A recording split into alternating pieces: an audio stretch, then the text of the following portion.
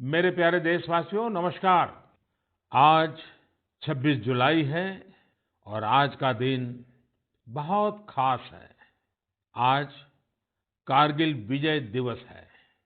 21 साल पहले आज के ही दिन कारगिल के युद्ध में हमारी सेना ने भारत की जीत का झंडा फहराया था।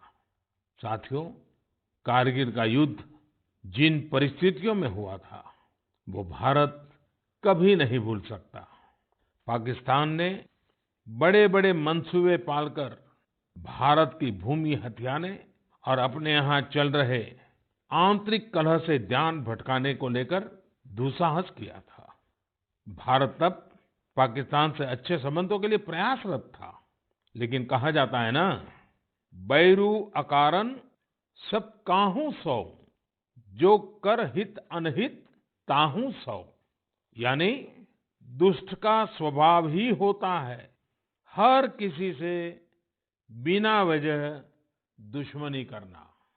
ऐसे स्वभाव के लोग जो हित करता है उसका भी नुकसान ही सोचते हैं। इसलिए भारत की मित्रता के जवाब में पाकिस्तान द्वारा पीठ में छुरा घोंपने की कोशिश हुई थी, लेकिन उसके बाद भारत की वीर सेना ने जो पराक्रम दिखाया, भारत ने अपनी जो ताकत दिखाई, उसे पूरी दुनिया ने देखा। आप कल्पना कर सकते हैं, ऊंचे पहाड़ों पर बैठा हुआ दुश्मन और नीचे से लड़ रही हमारी सेनाएं, हमारे वीर जवान।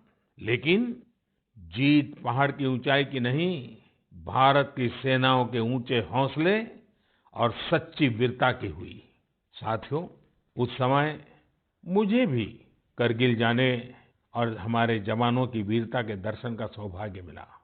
वो दिन मेरे जीवन के सबसे अनमोल क्षणों में से एक है। मैं देख रहा हूं कि आज देश भर में लोग कारगिल विजय को याद कर रहे हैं। सोशल मीडिया पर एक हैशटैग करेज इन करगिल के साथ लोग अपने वीरों को नमन कर रहे हैं। जो शहीद हुए हैं उन्हें श्रद्धांजलि दे रहे हैं। मैं आज सभी देशवासियों की तरफ से हमारे इन वीर जवानों के साथ साथ उन वीर माताओं को भी नमन करता हूं, जिन्होंने माँ भारती के सच्चे सपूतों को जन्म दिया। मेरा देश के नौजवानों से आग्रह है कि आज दिन भर कारगिल विजय से जुड़े हमारे जाबांजों की कहानियां, वीर माताओं के त्याग के बारे में एक दूसरे को बताएं, शेयर करें। मैं साथियों आपसे एक आग्रह करता हूं। आज एक वेबसाइट है www.gallantryawards.gov.in। आप उसको जरूर विजिट करें। वहाँ आपको हमारे वीर पराक्रमी योद्धाओं के बारे में, उनके पराक्रम के बारे में बहुत सारी जानकारियाँ प्राप्त होगी। और वो जानकारियाँ जब आप अपने साथियों के साथ चर्चा करेंगे, उनके लिए भी प्रेरणा का कारण बनेगी। आप जरूर इस वेबसाइट को विजिट कीजिए, और मैं तो कहूँगा बार-बार कीजिए।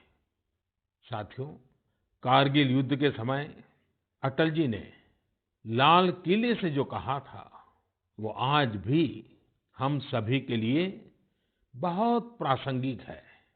अटल जी ने तब देश को गांधी जी के एक मंत्र की याद दिलाई थी। महात्मा गांधी का मंत्र था कि यदि किसी को कभी कोई दुविधा हो कि उसे क्या करना क्या न करना, तो उसे भारत के सबसे गरीब और असहाय व्यक्ति के बारे में सोचना चाहिए। उसे ये सोचना चाहिए कि जो वो करने जा रहा है, उससे उस व्यक्ति की भलाई होगी या नहीं होगी। गांधी जी के इस विचार से आगे बढ़कर अटल जी ने कहा था कि करगिल युद्ध ने हमें एक दूसरा मंत्र दिया है। ये मंत्र था, कोई महत्वपूर्ण निर्णय लेने से पहले हम ये सोचें कि क्या हमारा ये कदम उस सैनिक के सम्मान के अनुरूप है जिसने उन दुर्गम पहाड़ियों में अपने प्राणों की आहुति दी थी। आइए अटल जी की आवाज में ही उनकी इस भावना को हम सुने, समझे, और समय की मांग है कि उसे स्वीकार करें। हम सभी को याद है कि गांधी जी ने हमें एक मंत्र दिया था। उन्होंने कहा था कि यदि कोई दुविधा हो कि तुम्हें क्या करना है, तो तुम भारत के उस सबसे असहाय व्यक्ति के बारे में सोचो और स्वयं से पूछो कि क्या तुम जो करने जा रहे हो उससे उस व्यक्ति की भलाई होगी।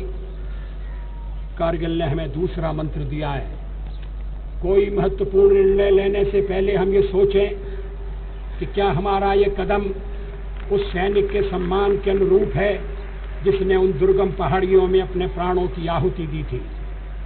साथियों, युद्ध की परिस्थिति में हम जो बात कहते हैं, करते हैं, उसका सीमा पर डटे सैनिक के मनोबल पर, उसके परिवार के मनोबल पर बहुत गहरा असर पड़ता है।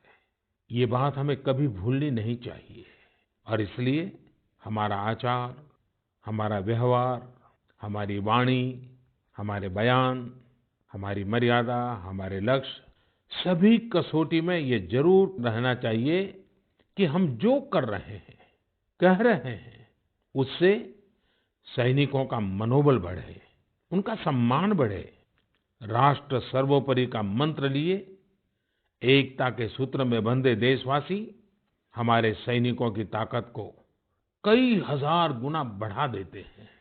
हमारे यहाँ तो कहा गया है ना, संगे शक्ति कलौ युगे। कभी कभी हम इस बात को समझे बिना सोशल मीडिया पर ऐसी चीजों को बढ़ावा दे देते हैं जो हमारे देश का बहुत नुकसान करती है। कभी कभी जिज्ञासावत फॉरवर्ड करते रहते हैं, पता है गलत है लेकिन करते रहते हैं। आजकल युद्ध केवल सीमाओं पर ही नहीं लड़े जाते हैं, देश में भी कई मोर्चों पर एक साथ लड़ा जाता है और हर एक देशवासी को उसमें अपनी भूमिका तय करनी होती है। हमें भी अपनी भूमिका देश की सीमा पर दुर्गम परिस्थितियों में लड़ रहे सैनिकों को याद करते हुए तय करनी होगी। मेरे प्यारे देशवासियों, पिछले कुछ महीनों से पूरे देश ने एकजुट होकर जिस तरह कोरोना से मुकाबला किया है, उसने अनेक आशंकाओं को गलत साबित कर दिया है। आज हमारे देश में रिकवरी रेट अन्य देशों के मुकाबले बेहतर है। साथ ही हमारे देश में कोरोना से मृत्यु दर भी दुनिया के ज्यादातर देशों से काफी कम है। निश्चित रूप से एक भी व्यक्ति को खोना दुखद है, लेकिन भारत अपने लाखों देशवासियों का जीवन बचाने में सफल भी रहा है। लेकिन साथियों, कोरोना का खतरा टला नहीं है। कई स्थानों पर यह तेजी से फैल रहा है। हमें बहुत ही ज्यादा सतर्क रहने की जरूरत है। हमें ये ध्यान रखना है कि कोरोना अब भी उतना ही घातक है जितना शुरू में था। इसलिए हमें पूरी सावधानी बरतनी है। चेहरे पर मास्क लगाना या गमछे का उपयोग करना, 2 गज की दूरी, लगातार हाथ धोना, कहीं पर भी थूकना नहीं, साफ सफाई का पूरा ध्यान रखना, यही हमारे हथियार हैं जो हमें कोरोना से बचा सकते हैं। कभी कभी हमें मास्क से तकलीफ होती है और मन करता है कि चेहरे पर से मास्क हटा दें। बातचीत करना शुरू करते हैं, जब मास्क की जरूरत होती है ज्यादा, उसी समय मास्क हटा देते हैं।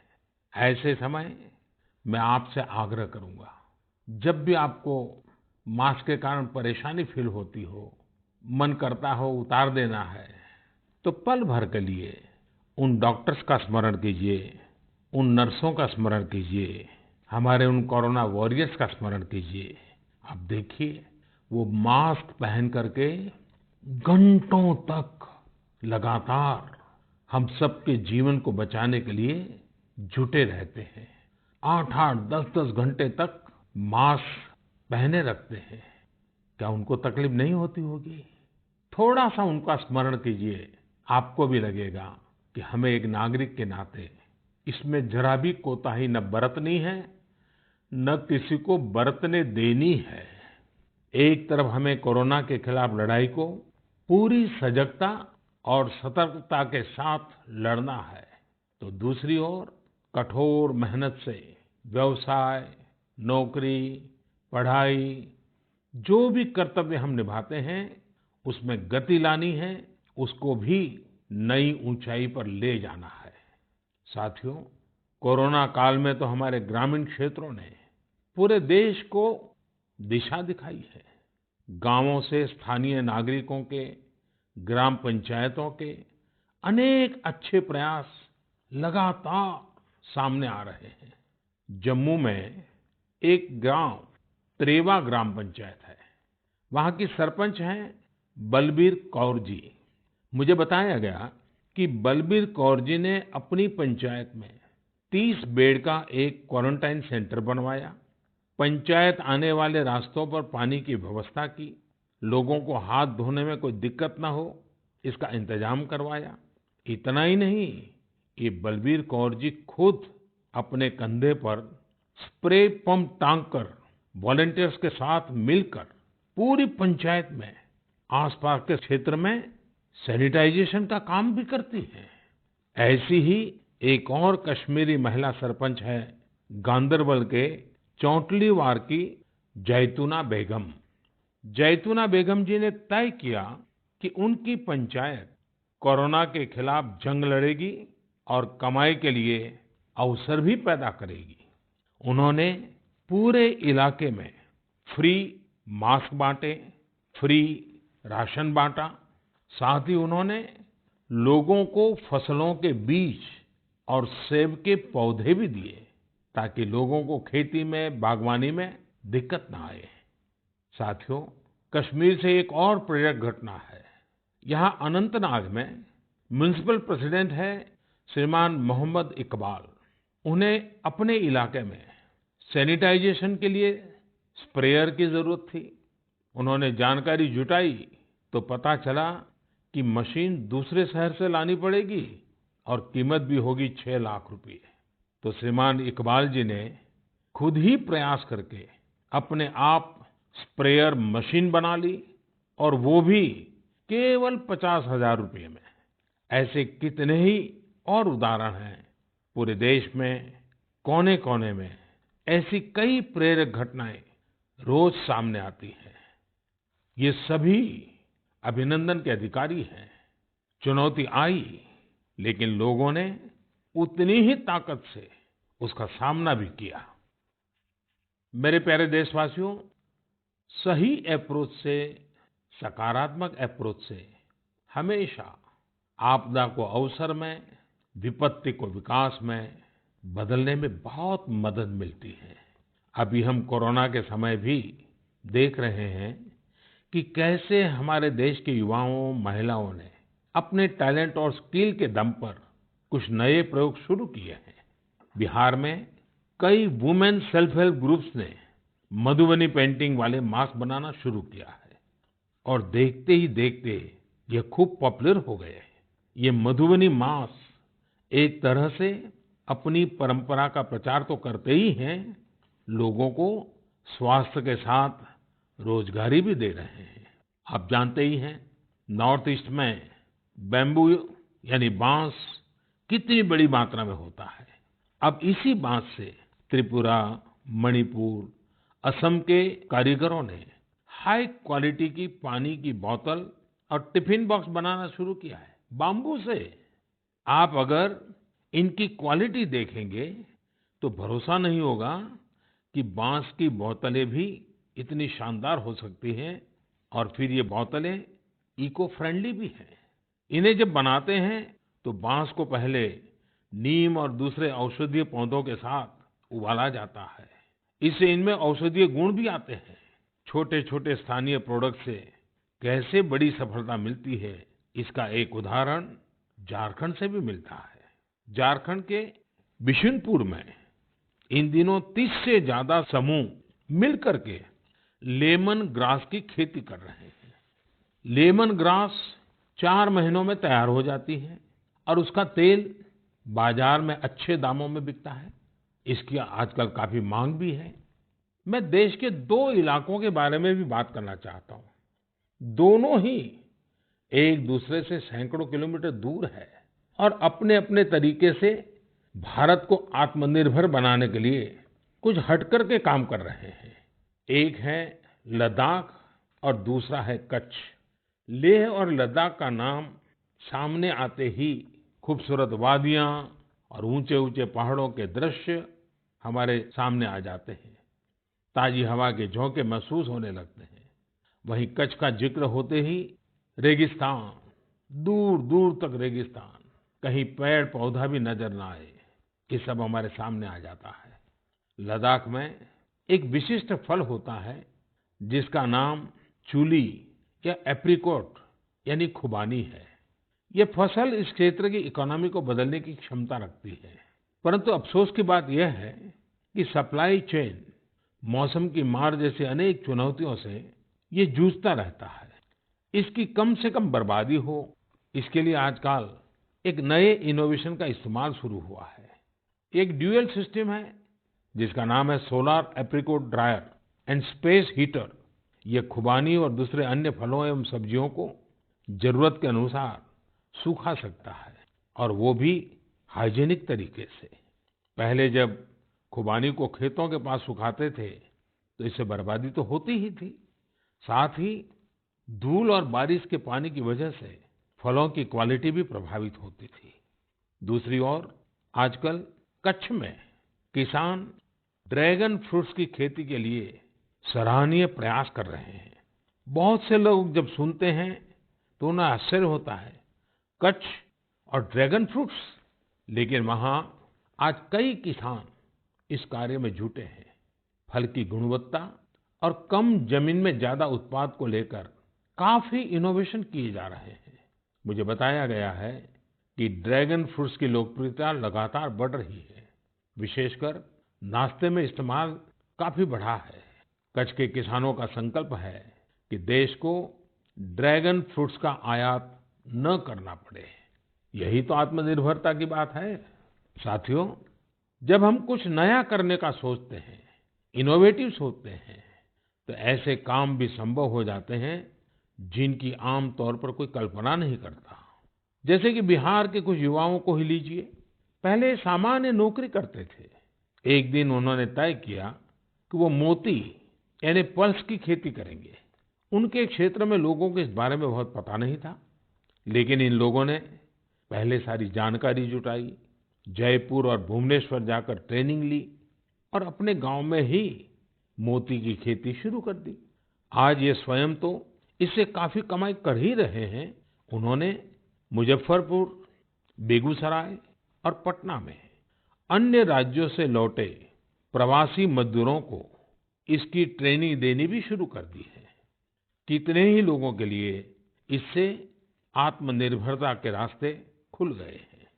साथियों, अभी कुछ दिन बाद रक्षाबंधन का पावन पर्व आ रहा है। मैं इन दिनों देख रहा हूं कि कई लोग और संस्थाएं इस बार रक्षाबंधन को अलग तरीके से मनाने का अभियान चला रहे हैं। कई लोग इसे वोकल फॉर लोकल से भी जोड़ रहे हैं, और बात भी सही है। हमारे पर्व हमारे समाज के, हमारे घर के पास ही किसी व्यक्ति का व्यापार बढ़े, उसका भी पर्व खुशहाल हो, तब पर्व का आनंद कुछ और ही हो जाता है। सभी देशवासियों को रक्षाबंधन की बहुत बहुत शुभकामनाएं। साथियों, 7 अगस्त को नेशनल हैंडलूम डे है। भारत का हैंडलूम, हमारा हैंडीक्राफ्ट अपने आप में सैकड़ों वर्षों का गौरवमयी इतिहास समेटे हुए है। हम सभी का प्रयास होना चाहिए कि न सिर्फ भारतीय हैंडलूम और हैंडीक्राफ्ट का ज्यादा से ज्यादा उपयोग करें, बल्कि इसके बारे में हमें ज्यादा से ज्यादा लोगों को बताना भी चाहिए। भारत का हैंडलूम और हैंडीक्राफ्ट कितना रिच है, इसमें कितनी विविधता है, ये दुनिया जितना ज्यादा जानेगी उतना ही हमारे लोकल कारीगरों और बुनकरों को लाभ होगा। साथियों, विशेषकर मेरे युवा साथियों, हमारा देश बदल रहा है। कैसे बदल रहा है, कितनी तेजी से बदल रहा है, कैसे कैसे क्षेत्रों में बदल रहा है। एक सकारात्मक सोच के साथ अगर निगाह डालें तो हम खुद अचंभित रह जाएंगे।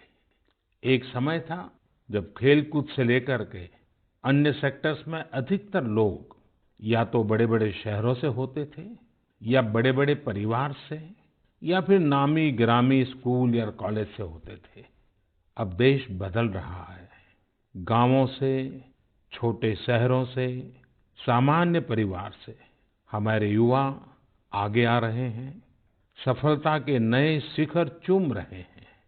ये लोग संकटों के बीच भी नए-नए सपने संजोते हुए आगे बढ़ रहे हैं। कुछ ऐसा ही हमें अभी हाल ही में जो बोर्ड एग्जाम्स के रिजल्ट आए, उसमें भी दिखता है। आज मन की बात में हम कुछ ऐसे ही प्रतिभाशाली बेटे-बेटियों से बात करते हैं। ऐसी ही एक प्रतिभाशाली बेटी है कृतिका नांदल। कृतिका जी हरियाणा में पानीपत से हैं। हेलो कृतिका जी, नमस्ते। नमस्ते सर। इतने अच्छे परिणाम के लिए आपको बहुत बहुत बधाई। धन्यवाद सर। और आपको तो इन दिनों टेलीफोन लेते लेते भी आप थक गई होगी, इतने सारे लोगों के फोन आते होंगे। जी सर। और जो लोग बधाई देते हैं वो भी गर्व महसूस करते होंगे कि वो आपको जानते हैं। आपको कैसा लग रहा है? सर बहुत अच्छा लग रहा है। पेरेंट्स को प्राउड फील करा के खुद को भी इतना प्राउड फील हो रहा है। अच्छा, ये बताइए कि आपकी सबसे बड़ी प्रेरणा कौन है?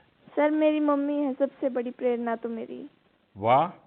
अच्छा, आप मम्मी से क्या सीख रही है? सर उन्होंने अपनी जिंदगी में इतनी मुश्किलें देखी, फिर भी वो इतनी बोल्ड और इतनी स्ट्रांग है सर। उन्हें देख देख के इतनी प्रेरणा मिलती है कि मैं भी उन्हीं की तरह बनूं। माँ कितनी पढ़ी लिखी हैं? सर बीए की है उन्होंने। बीए किया हुआ है? जी सर। अच्छा, तो माँ आपको सिखाती भी होगी? जी सर, सिखाती हैं, दुनियादारी के बारे में हर बात बताती है। वो डांटती भी होगी? जी सर, डांटती भी है। अच्छा बेटा, आप आगे क्या करना चाहती हैं? सर हम डॉक्टर बनना चाहते हैं। अरे वाह। एमबीबीएस। देखिए, डॉक्टर बनना आसान काम नहीं है। जी सर। डिग्री तो प्राप्त कर लेंगी क्योंकि आप बड़ी तेजस्वी हो बेटा, लेकिन डॉक्टर का जीवन जो है वो समाज के लिए बहुत समर्पित होता है। जी सर। उसको कभी रात को चैन से सो भी नहीं सकता है, कभी भी पेशेंट का फोन आ जाता है, अस्पताल से फोन आ जाता है, उसको दौड़ना पड़ता है। एक प्रकार से 24/7 365 डेज डॉक्टर की जिंदगी लोगों की सेवा में लगी रहती है। Yes sir. और खतरा भी रहता है क्योंकि कभी पता नहीं आजकल के जिस प्रकार की बीमारियां हैं, तो डॉक्टर के सामने भी बहुत बड़ा संकट रहता है। जी सर। अच्छा कृतिका, हरियाणा तो खेलकूद में पूरे हिंदुस्तान के लिए हमेशा ही प्रेरणा देने वाला, प्रोत्साहन देने वाला राज्य रहा है। हाँ जी सर। तो आप भी तो कोई खेलकूद में भाग लेती हैं क्या? कुछ खेलकूद पसंद है क्या आपको? सर बास्केटबॉल खेलते थे स्कूल में थे जब। अच्छा, आपकी ऊंचाई कितनी है? ज्यादा है ऊंचाई? नहीं सर, 5'2" की है। अच्छा, तो फिर तुम्हारे खेल में पसंद करते हैं? सर वो तो बस पैशन है, खेल लेते हैं। अच्छा अच्छा। चलिए कृतिका जी, आपके माताजी को मेरी तरफ से प्रणाम कहिए। उन्होंने आपको इस प्रकार के योग्य बनाया, आपके जीवन को बनाया। आपकी माताजी को प्रणाम और आपको बहुत बहुत बधाई, बहुत बहुत शुभकामनाएं। धन्यवाद सर। आइए अब हम चलते हैं केरला, एर्नाकुलम। केरला के नौजवान से बात करेंगे। हेलो। हेलो सर, नमस्कार। So Vinayak, congratulations. Thank you sir. शाबाश विनायक, शाबाश। Thank So you how sir. is the Josh? Hi sir. Do you play any sport? Badminton. Badminton? Yes. In a school or you had any chance to take a training? No, in school we have already get some training Mm-hmm. From our teachers, so thus and we get an opportunity to participate outside Wow. from the school itself. How many states you have visited? I have visited only Kerala and Tamil Nadu. Only Kerala and Tamil Nadu. Yes. So would you like to visit Delhi? Yes sir, now I am applying Delhi University for my higher studies. Wow. So you are coming to Delhi. Yes sir. Tell me, do you have any message for fellow students who will give board exams in future? Hard work and proper time utilization. Such a perfect time management. Yes sir. So Vinayak, I would like to know your hobbies. First of all, badminton, Mm-hmm. and then reading. Mm-hmm. So are you active on social media? No, we are not allowed to use any electronic items or gadgets in the school. Oh, you are lucky. Yes, sir. Well, Vinayak, congratulations again and wish you all the best. Thank you, sir. आइए हम उत्तर प्रदेश चलते हैं। उत्तर प्रदेश में अमरोहा के श्रीमान उस्मान सैफी से बात करेंगे। हेलो उस्मान, बहुत बहुत बधाई, आपको ढेरों ढेरों बधाई। Thank you sir. अच्छा, अब उस्मान बताइए कि आपने जो चाहा था वही रिजल्ट मिला कि कुछ कम आया? नहीं, जो चाहा था वही मिला है। मेरे अच्छा। पेरेंट्स भी बहुत खुश हैं। वाह। अच्छा, परिवार में और भाई भी बहुत इतने ही तेजस्वी हैं कि घर में आप ही हैं जो इतने तेजस्वी हैं? सिर्फ मैं ही हूँ। मेरा भाई वो थोड़ा सा शरारती है। बाकी मुझे लेकर बहुत खुश रहता है। अच्छा अच्छा। अच्छा, आप जब पढ़ रहे थे तो उस्मान आपका पसंदीदा विषय क्या था? मैथमेटिक्स। अरे वाह।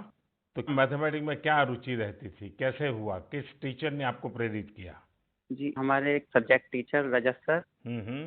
उन्होंने मुझे प्रेरणा दी और वो बहुत अच्छा पढ़ाते हैं और मैथमेटिक्स शुरू से ही मेरा अच्छा रहा है और वो काफ़ी इंटरेस्टिंग सब्जेक्ट भी है। हम्म। तो जितना ज़्यादा करते हैं उतना ज़्यादा इंटरेस्ट आता है, तो इसलिए मेरा फेवरेट सब्जेक्ट। हम्म। आपको मालूम है एक ऑनलाइन वैदिक मैथमेटिक्स के क्लासेस चलते हैं? Yes sir. हाँ, कभी ट्राई किया है इसका? नहीं सर, अभी नहीं किया। आप देखिए, बहुत सारे आपके दोस्तों को लगेगा जैसे आप जादूगर है, क्योंकि कंप्यूटर की स्पीड से आप गिनती कर सकते हैं। वैदिक मैथमेटिक्स की बहुत सरल टेक्निक्स हैं और आजकल वो ऑनलाइन पर भी अवेलेबल होते हैं। जी सर। क्योंकि आपकी मैथमेटिक्स में इंटरेस्ट है तो बहुत सी नई नई चीजें भी आप दे सकते हैं। जी सर। अच्छा उस्मान, आप खाली समय में क्या करते हैं? खाली समय में सर कुछ ना कुछ लिखता रहता हूँ मैं। मुझे लिखने में बहुत इंटरेस्ट आता है। अरे वाह, मतलब आप मैथमेटिक्स में रुचि लेते हैं, लिटरेचर में भी रुचि लेते हैं? Yes sir. क्या लिखते हैं, कविताएं लिखते हैं, शायरियां लिखते हैं?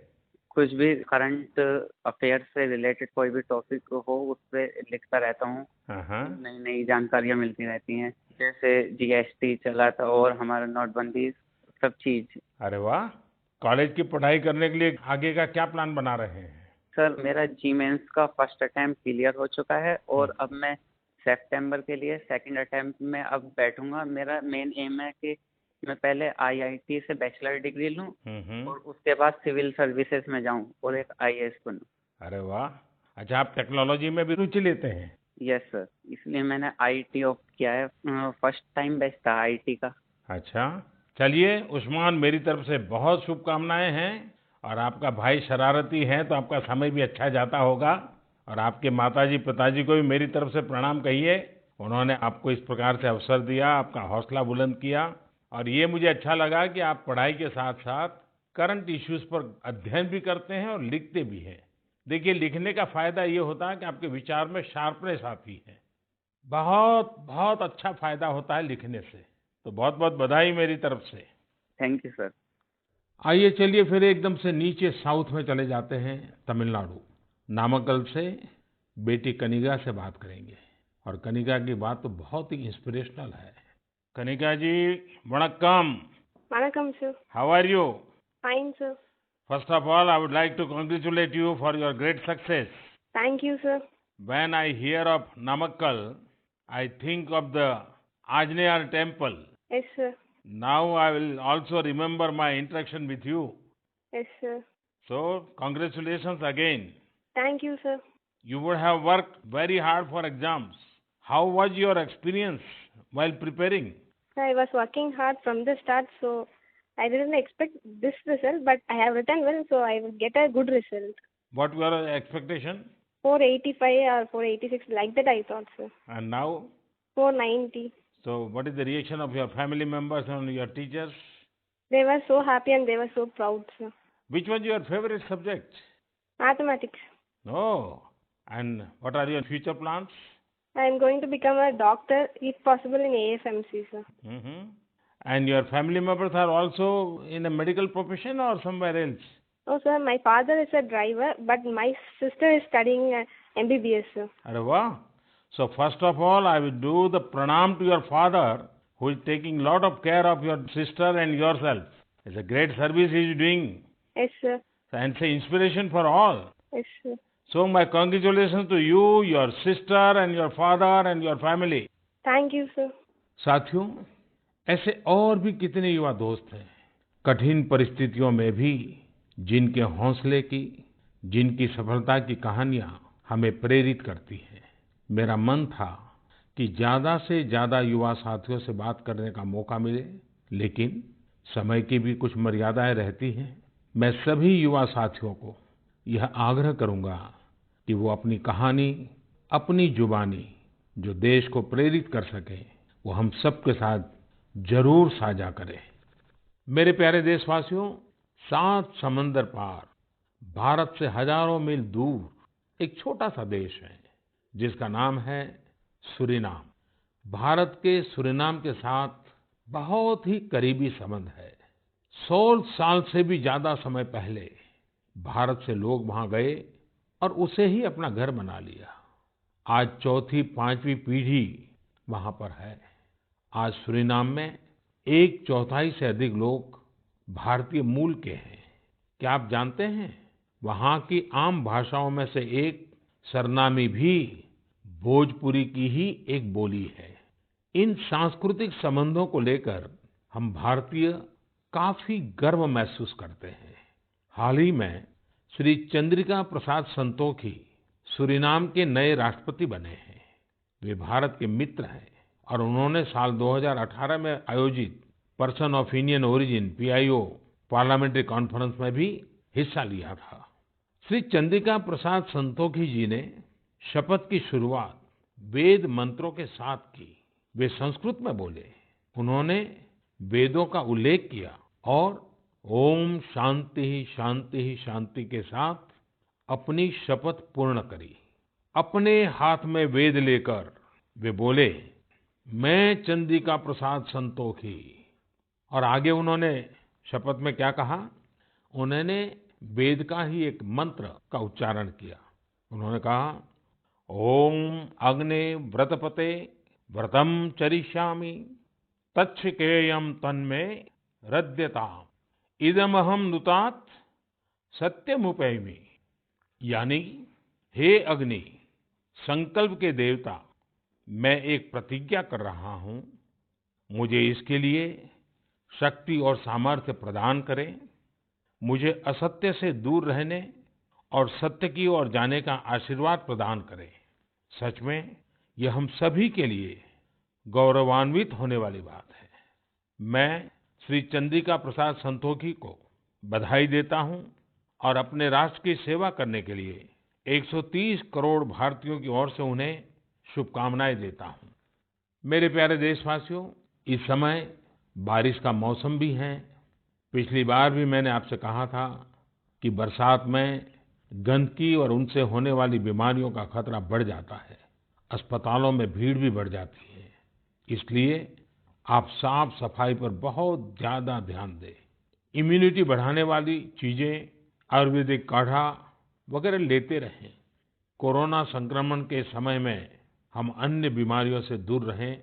हमें अस्पताल के चक्कर न लगाने पड़े, इसका पूरा ख्याल रखना होगा। साथियों, बारिश के मौसम में देश का एक बड़ा हिस्सा बाढ़ से भी जूझ रहा है। बिहार, असम जैसे राज्यों के कई क्षेत्रों में तो बाढ़ ने काफी मुश्किलें पैदा की हुई है। यानी एक तरफ कोरोना है तो दूसरी तरफ ये एक और चुनौती है। ऐसे में सभी सरकारें, NDRF की टीमें, राज्य की आपदा नियंत्रण टीमें, स्वयंसेवी संस्थाएं सब एक साथ मिलकर जुटे हुए हैं। हर तरह से राहत और बचाव के काम कर रहे हैं।